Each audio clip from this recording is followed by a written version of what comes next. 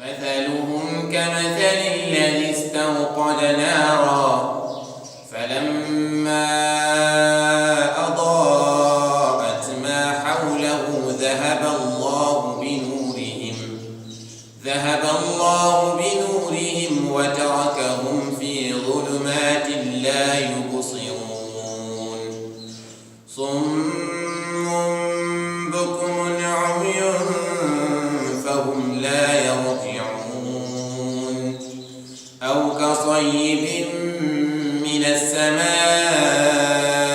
فيه ظلمات ورعد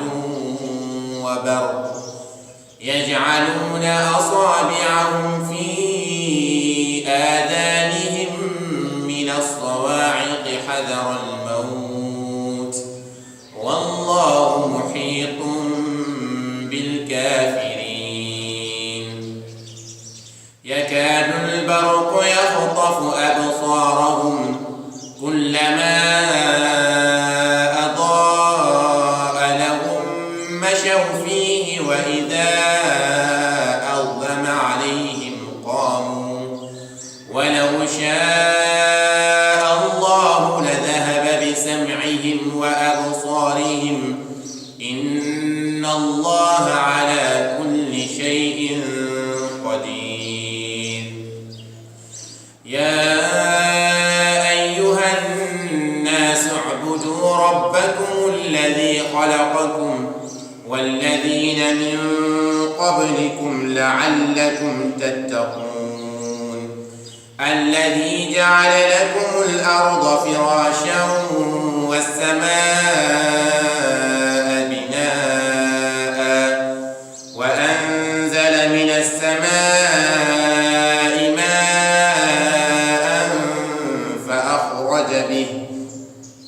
فأخرج به من الثمرات رزقا لكم فلا تجعلوا لله أندادا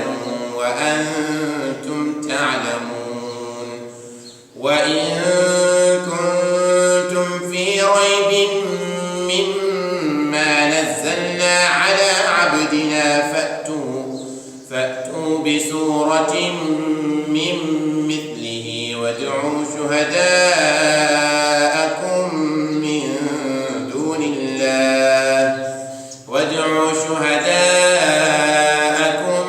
من دون الله إن كنتم صادقين فإن لم تفعلوا ولن تفعلوا فاتقوا النار التي وقودها الناس والحجارة أعدت للكافرين وبشر الذين